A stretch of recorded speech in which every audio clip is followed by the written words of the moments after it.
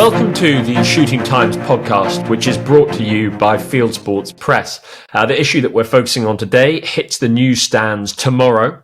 When I say tomorrow, it's Tuesday. So Wednesday, get down to your local shop if you don't subscribe. And if you do tend to go to your local shop, why not subscribe and save money?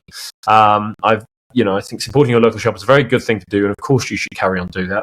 Go down there and buy lots of beers or whatever. But subscribing is definitely the way to go. It's a lot cheaper. And at the moment, you also get shooting insurance. So whether you're an air rifle shooter or a shotgun shooter or whatever it is you like to get up to, we should all be insured.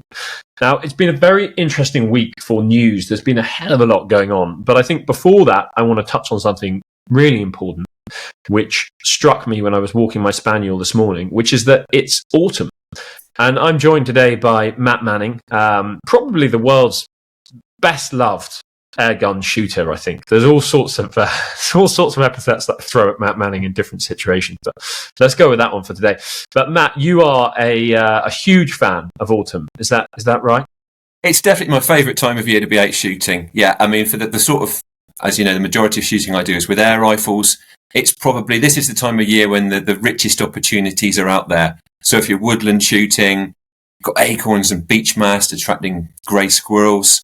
The nights are drawing in, so rat shooting on farms is starting to pick up. And obviously with harvest now underway, or in many cases wrapped up, you're getting that influx of rats moving in onto farmyards. So that gets busier. So yeah, from my point of view, it's the busiest, richest time of the year for sure. You're like a squirrel yourself, out there getting sort of autumn's bounty and running around getting on the excited about floor. autumn's bounty. It's a funny thing because spring is always the time of year that people say, "Oh, the whole world comes to life and it's wonderful and new beginnings." And I get that, but actually, there's always been to me something very alive and wonderful and rich about autumn, with salmon running up the rivers. And I was seeing videos people posting on X, as they call it now, formerly Twitter, of pink-foot geese.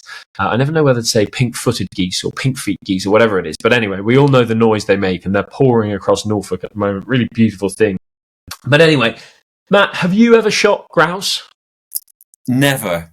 So I assume that the subject we're about to tackle is going to be massive imposter syndrome for me. But no, that's why we got you on.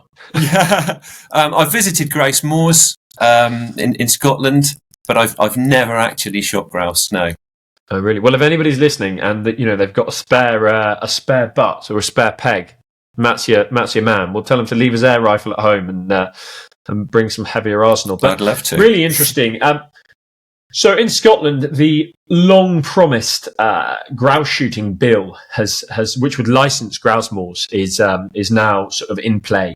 It depends on who you ask how much grouse shooting brings to the Scottish economy. I mean, I think Scottish Land and Estates say that it brings 155 million per annum to the Scottish economy. I mean, I'm sure that there are anti-grouse shooting interests who would tell you that that's complete nonsense. And actually, I think it is the case that 15% of the Scottish countryside is grouse moor or is shot over by grouse shooters. And some people will say there are other things you could do with that in terms of renewables or ecotourism. I think I would disagree with that. We don't really want to get into that completely. But the point is that this bill is now in play. And what's very interesting, I think, is that nearly 400 businesses have joined together to urge the Scottish Government to rethink their plans to license grouse moors. The Scottish Government are calling it licensing. There are lots of people involved who would say that essentially it's a sort of ban through the back door. And I think at this stage, it's almost certainly going to be the case that there are some grouse moors that the Scottish Government say, yes, fine, that's okay. And that there are others, probably more intensive grouse moors, that they say, no, that's not okay, burning and so on, and quantities and so on of grouse on the ground. It's a very interesting thing, but I think what I hope is that it brings home, first of all, I hope that the Scottish Government is listening, because I think often these consultations are not actually consultations. They're just sort of, they allow whoever has called for the consultation to say, look, we asked the question, we listened, and now we're doing, this as a result of it, when they actually do what they were going to do kind of all along. So I hope they are listening. But what's interesting is that nearly 400 businesses have come out and said this would be bad for us. And these are guest houses, restaurants, pubs, and so on. I think that often gets forgotten about is that where you have grouse moors, you have sort of little communities made up of beaters and pickers up and game dealers and so on. I think it's a really interesting thing, and particularly in Scotland, where you have very few pubs and very few restaurants in rural places. Grouse shooting is essential. I think that's a massive thing, and so many field sports where you've got fairly isolated rural communities, they get people mixing with each other, something we're told we need to do for our mental health. They get people out in the countryside enjoying fresh air, something we're told to do for our physical and mental health. So yeah, obviously if 400 businesses are shouting, then I would hope that somebody's going to listen, because there's obviously a serious business concern there. But there's obviously a human concern. Yeah. And also I would say possibly an ecological concern. I would put my hand up and say I don't understand the ins and outs of grouse moor management, but the one thing that did strike me when I was up in Scotland was the abundance of wading birds on land that is managed for grouse shooting. Yeah. And I can only assume that predator control probably plays a role there. So you talk about ecotourism, but if that land's not being properly managed, it may be that the very species that might attract ecotourists aren't there because the habitat isn't. Yeah, I mean, it's a really interesting one. You see on social media all the time, people will say, grouse moors are ecological wastelands, they're ecological deserts, they're dead zones. Look, I don't know where those guys are going to, but they're definitely not the same grouse moors that I visit. Because, I was up at a place called Barningham in spring looking at a black grouse lek. I should say what remains of a black grouse lek, because the black grouse lek there has fragmented due to people going up there with vehicles and mountain bikes and all that kind of thing. But the point is these places are extraordinary for birds that you're talking about, for lapwings, for curlew. I mean, curlew get talked about all the time, but for redshank, and they just simply wouldn't be there if these places weren't managed in the way they are. So I hope also very much that is taken into account and that's considered. I mean, I think often we end up making these battles about ourselves and about things that we like and dislike, rather than making them about the animals. And I don't and maybe as somebody who has never shot grouse, something I can bring to the party is the fact that I don't have a vested interest. I turned up at these places and was blown away by the diversity of wildlife there. So that's my take on it. So there's obviously a business case. I think there's definitely a community and a human case, and I would say there is absolutely an environmental, ecological case in the defence of grouse moor management as is. Yeah, I think it's a really interesting. Look, as a journalist, and as a journalist who writes a lot beyond shooting times, I often find myself, trying as hard as I possibly can to go into things with a completely open mind. And look, there are things, we've not got time to go into it now, but there are things in field sports that I think if you really think about it, if you really understand and you really think about it, there are things that happen in field sports that you can say, actually, you know what? I'm not okay with that. I don't like that. I don't support that. And at the same time, there are things that you end up thinking, oh my God, how can people not realise, that this contributes in a wonderful way to the local community and so on. Sort of moving off the hill and into the woods, capercaillie, or into the forest, I should say. I mean, capercaillie are really kind of at last gasp stage. A couple of years ago, I slept out on a capercaillie lek. I should say that I had permission to do that, and it had been sanctioned and all that kind of thing. And it was the most extraordinary experience listening to the capercaillie cocks up in the trees. They make this incredible popping sound, like a little child hitting is it called a glockenspiel? I don't know. Yeah. Maybe you're better on that than I am. The glockenspiel, but it does sound like that. There's an incredibly woody sound, and it's sort of now thought that capercaillie don't really have long left at all. So they say maybe like 300 birds now, and that was like double that in 2010. And one of the causes that they found are deer fences, which is really interesting. So they fly into deer fences because they don't see them. They don't register deer fences because they're not sort of part of their, and they just garrot themselves and die. So it's a kind of that race against time to get rid of these deer fences before the last capercaillie goes. It's a surprising one, really, because it surprised me that you've got a bird that is so endangered, yet we don't hear more about its plight. It seems to be off of apart from the shooting community, it seems to be off most people's radars. And funnily enough, when I first skimmed over this, I thought that the problem with the fencing was that it was almost blocking wildlife corridors and keeping populations apart. But it's actually like a physical. It's physically killing them when they strike it. So, and I would wonder what would the impact be of losing this fencing? Is it straightforward that it can just be done without? Well, I think the thing is that the capercaillie need forestry, so that the fences are there to promote forestry regeneration, or the regeneration of forestry. But then it's killing so it's a kind of catch-22 situation. I mean, we should say, and I'm sure lots of listeners know this, that capercaillie went extinct once before in Scotland, and they were then brought in from Sweden. If you're sort of really boring like I am, you can dip into the archives of the Dundee Courier newspaper, and it talks about an Irish gamekeeper coming through Dundee with a number of birds of the cock of the wood variety, and he's taking them to deliver them, I think, to an estate that was owned by a guy called Breadalbane. I'm possibly getting some of this wrong, but they released them there, and then there were other releases, and you get some people who say that actually they don't think capercaillie ever disappeared completely, but that's kind of, it's a slightly romantic thing, like saying there are still wolves roaming in the hills. Another thing that struck me about this piece was that pine martens were also mentioned as having some impact on the population. Now, that chimed with me because, funnily enough, I've heard talk, where I am in Somerset, there's been talk of introducing or reintroducing pine marten to certain areas to assist with the control of grey squirrels, which on the face of it sounds like a great thing because grey squirrels are causing all kinds of problems, as we've spoken about before, with not just damage to trees, but impact on woodland species. The concern that I have about that is the fact that I would assume most predators go for the low-hanging fruit first. So are there species that are more vulnerable and more desirable than grey squirrels that pine martens are going to impact on and munch their way through before they resort to the trickier quarry, the trickier pursuit of grey squirrels? So again, that chimed with me, seeing that the concern about the possible impact of pine martens as well as this deer fencing. That's really interesting. Another story that was interesting to me is just on venison. So there's a move to put more venison into charities that are trying to feed people who are struggling to put food on the table. Really interesting thing. I mean, we've seen initiatives like that in the past with pheasant and with partridge and so on.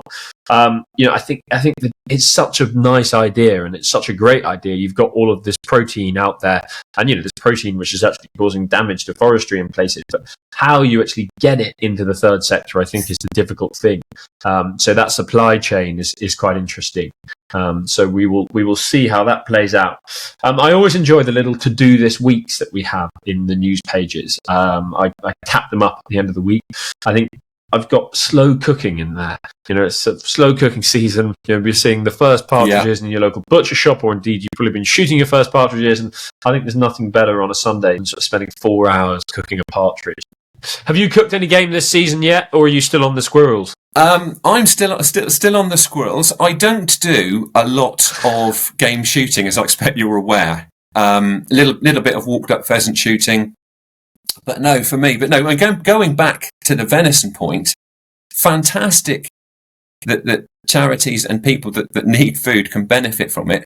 But it shocks me that that there is this surplus of venison and people aren't clamouring for it anyway, and that I find that quite a frustration. That it's tasty, it's relatively healthy, it's relatively affordable.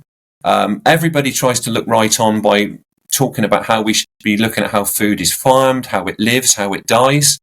Venison, wild venison, lives in the wild, has a brilliant life, isn't pumped full of antibiotics, isn't indoors at any point, isn't carted off in a truck to queue up at an abattoir.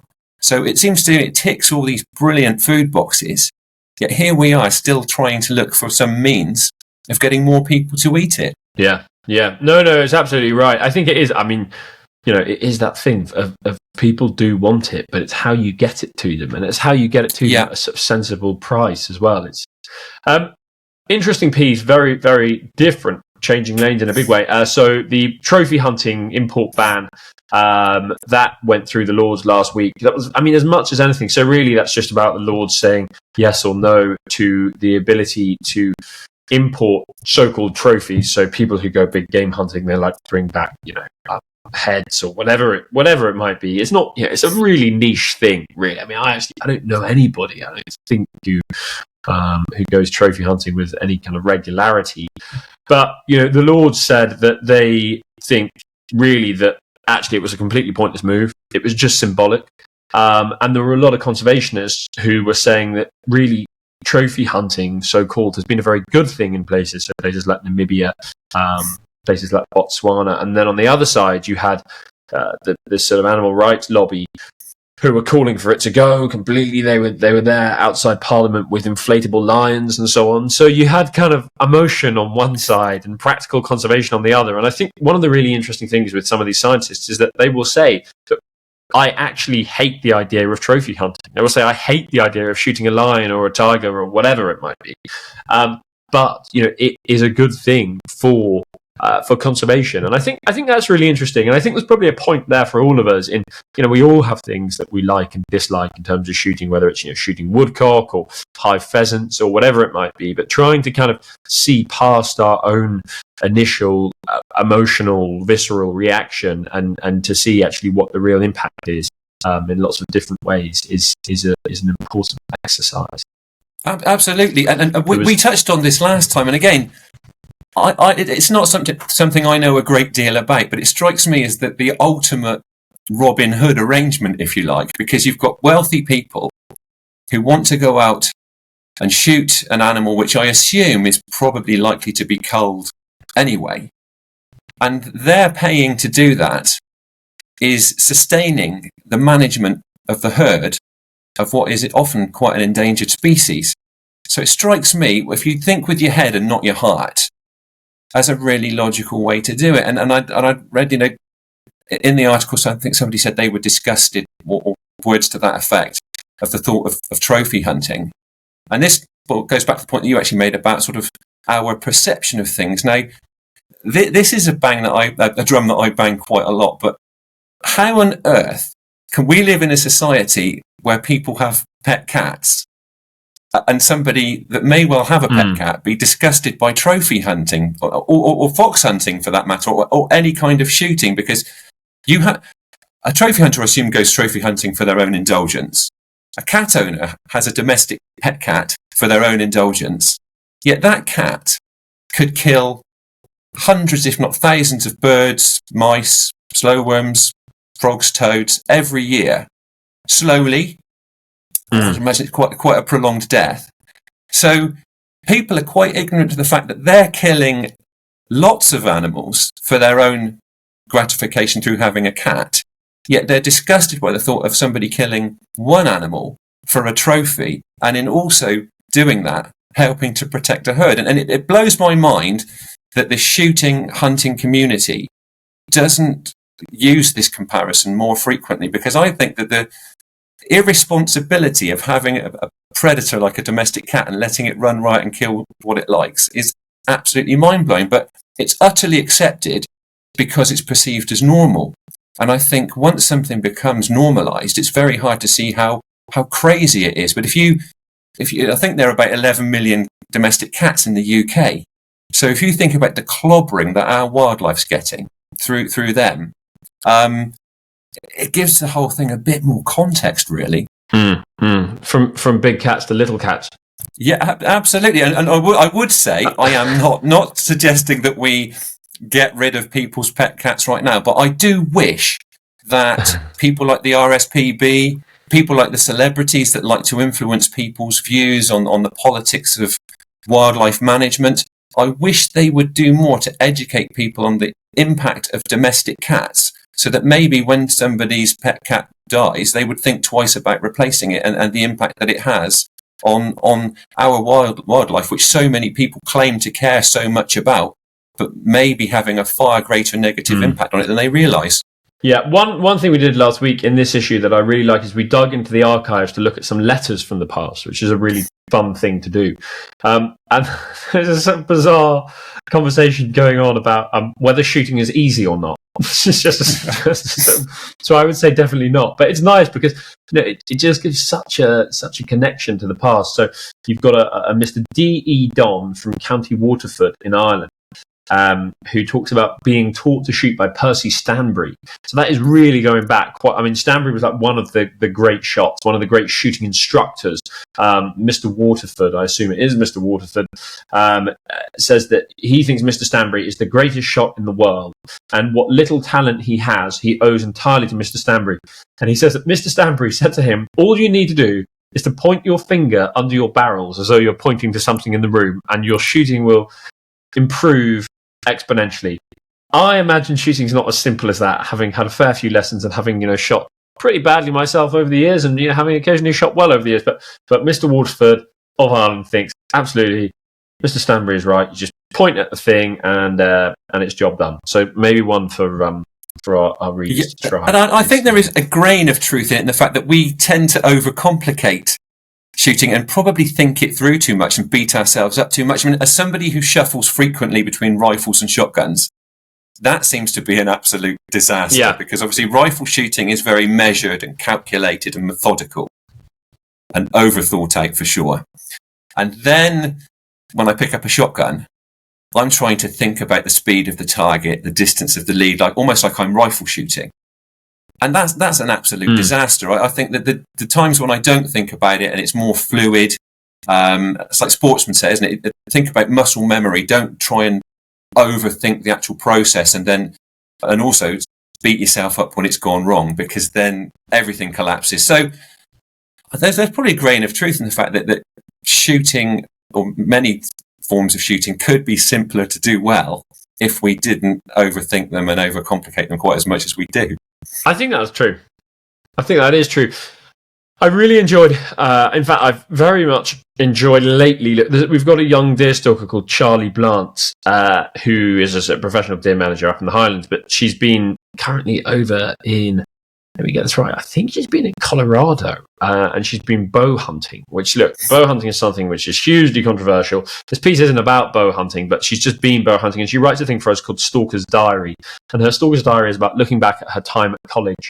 And she talks about all of the old men she met over the years who said to her, you'll never make it as a professional deer manager. And she's now like a really, she's a rising star of the deer management world. She's very articulate. She's a very good writer. She's actually writing a book about rural Scottish mythology at the moment, I think, which is very interesting. But she's just a real character, and it kind of, Shooting Times for the past 141 years has been full of real characters, sort of like some real rogues, actually. I mean, lots of editors of Shooting Times have ended up in prison over the years. It's not something that I seek to emulate, but they're like a fun bunch. And I read Charlie's stuff, and I think she is Shooting Times through and through in so many ways. And it's really good to have more women writing in the magazine. I mean, I think one of the things that shooting has failed to do over the years actually is to show how diverse in some ways we can be, and to encourage more people into the sport. So I'm really, really proud to have more women writing in the mag than ever. Charlie is a fantastic addition, and not because she's a woman, but because she's brilliant at what she does, and she's real. You can tell when you read her pieces. Yeah, she's out there doing it. She loves it. She cares about it. She is properly emotionally invested in it, and that absolutely comes across. I mean, she's also got a huge following on social media, and hats off to her. She's won that following through being real. She's not depending on false eyelashes and augmented lips. She is not like you, Matt, not like me. That's my diversity box that I will be revealing next week. People just follow you for your good looks. Exactly. But no, she's real, and it comes across, and she is a brilliant addition to the Shooting Times team as far as I'm concerned, and to field sports community in general. I'm very, very proud to have her. So moving to wildfowling, really important at this time of year, is a big part of Shooting Times' DNA. Simon Garnham, now talking about sort of being real. And I've been lucky enough to go out wildfowling a couple of times with Simon Garnham, and I just everything. Simon Garnham is so good. He's an apple farmer. He is head of English at his local high school, and he's one of the most passionate wildfowlers I've ever met. He's a really lovely guy, and when you go out with him, you just I've occasionally left London and you're slightly tired or whatever, slightly washed out, and you just get up there and you kind of feel yourself coming back to life because Simon's just so engaged with the marsh around him. And he writes about going out with his young dog in this week's issue, and the geese being there and the ducks being there, and it's just a beautiful. He's one of those writers who, we all look back and say there were great writers in the past in Shooting Time. We've currently got 4 contributors who are in talks with one of the biggest publishers in the world about writing books for them, and that's on the back of stuff that they've written for Shooting Time. That the quality of their writing has been noted. Simon isn't one of those, but he is also a fantastic writer. I think that's what sets Shooting Times apart, is the fact that you've got these colourful and diverse writers, and Simon in particular, actually having just recently read that piece, he just paints beautiful pictures with words. And it's not about the technical side of shooting. He's not telling you how to improve your shooting technique or what cartridges you should be using or what camo pattern you should be wearing. He is just making you feel like you are there or you want to be there. And that is for me, to sit down after a busy day at the desk or doing whatever and to have 5 minutes with a cup of coffee and read an article like that to me justifies the price of Shooting Times alone. We should put it up. We should double it. We'll double it. I also actually did a piece by talking about telling people how to do things, and that is also part of what we do. Sure. I like to think that people's shooting improves through reading Shooting Times. Steve Rawsthorne has a piece in this week's issue on shooting over dogs. Now that's quite an interesting thing because I've been up. I'm going up to Lewis soon actually to shoot grouse over setters. A very small number of grouse, walk a long way, but it's all about watching the dogs and seeing if they're coming onto point, or rather if they're going to set. And I've been up there before with people who are very much driven shots, and they kind of struggle because they're just not used to it. So I think that's a really interesting thing, actually. He has a lot of good advice. And one of the things that really stays with me, and I've heard this before from other people, but it's very good advice, is not to rush the shot when you're walking up. So, if a bird gets up in front of you, a spaniel flushes a bird or whatever it may be, make sure that your feet are in the right place and you're onto that bird before kind of, shooting. Like, don't go off kind of, half cocked just because you're overexcited. Yeah. That's really, really good advice. Good advice in life, probably, as well, in some kind of metaphorical way. Yeah. How technique based is air rifle shooting, Matt? Firstly, it's very equipment based because you're dealing with relatively low power output. Precision is the be all and end all. So you're delivering a fairly slow projectile and light projectile to a very small target. So precision is everything. So it starts with choosing the right gun, matching it with the right pellet and the right optic, and making sure that you know that pellet will hit the same spot every time. So people that say, what's the furthest distance you can kill something with an air gun? The gun will potentially outperform the shooter every time because you would expect it to be able to put pellet on pellet at whatever ranges you'll be hunting over.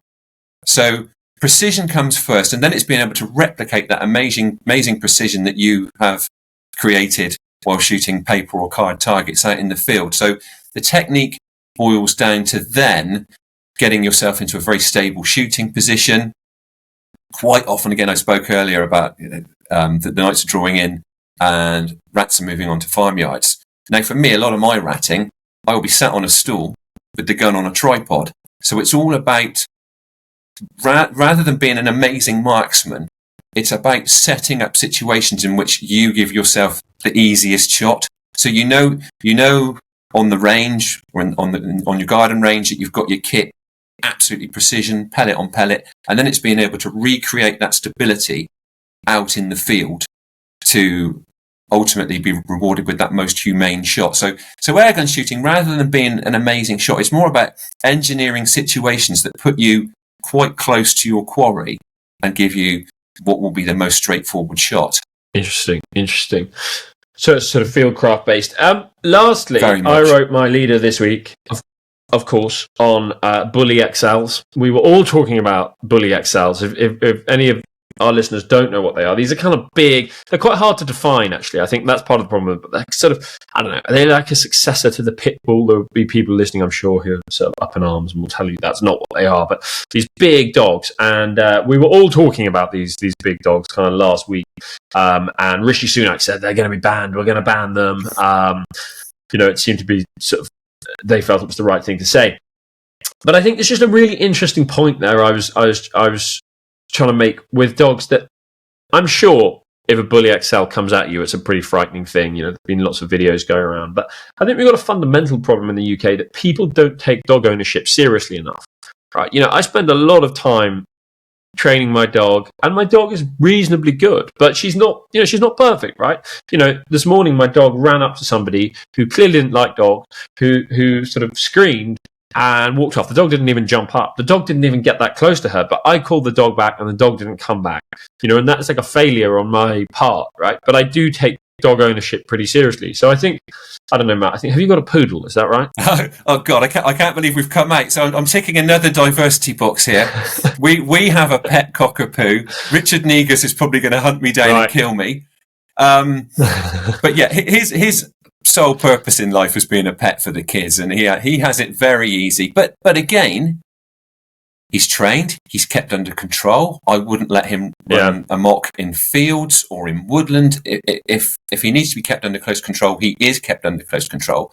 And like you've just said, when your dog jumped up at somebody or didn't jump up but got too close to somebody and wouldn't come back, you accepted that was your failing. And I think this is a big problem, that everybody knows their rights and nobody knows their responsibilities. And I think it's certainly the case often with dogs that people say, I'm not being told what sort of dog I should have, blah, blah, blah. Fine.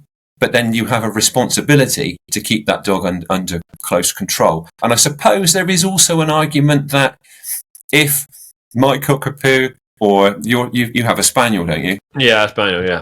Yeah, so if your dog got out of control and was really harassing somebody, they I would imagine would find it much easier to push away and overcome than a Bully XL.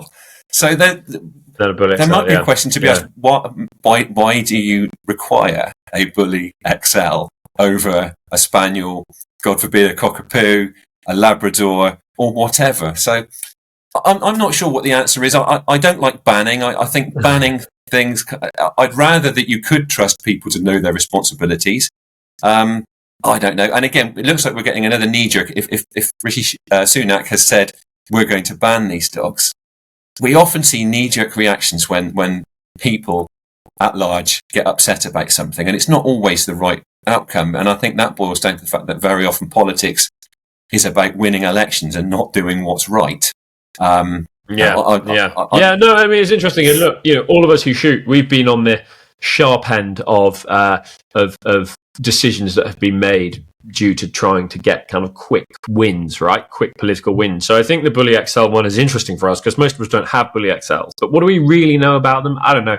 I think the final point I would like to make on that is, if you said to me, I live in Tooting, and I'm thinking of getting a working Cocker Spaniel, what do you reckon? I would say that is not a sensible dog for you to get. So I think there's a funny point here where people just think, I want to get a dog.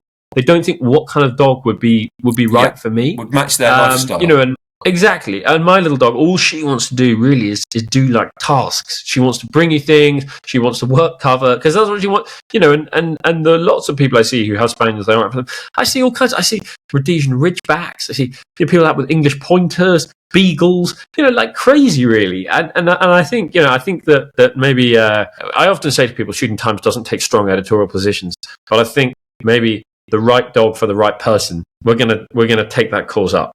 I think that's a very just cause, and it goes back to the question: why do you want that type of dog? Maybe you have a perfectly good reason. Maybe you don't. I don't know. Yeah. I mean, by this time next week, I'll have probably gone and got myself a Bully XL. I'll have to take it all back. But anyway, well, thank you very much for tuning in. This has been the Shooting Times podcast with me, Patrick Galbraith, the editor of Shooting Times, and Matt Manning, famous Matt Manning. Do head down to buy your copy of Shooting Times. do subscribe and do check out all our other magazines. Actually, I've been reading Trout and Salmon. I used to read, my old neighbour used to give me copies of Trout and Salmon when I was a teenager, and I've been reading it again now that Field Sports Press has bought Shooting Times and Trout and Salmon and various other titles. So do that. It's sort of, there's something quite fun about reading a magazine that represents a community that you're not actually kind of wholly part of. It's quite interesting, sort of looking through a window. Thank you very much, and we hope you'll join us next time.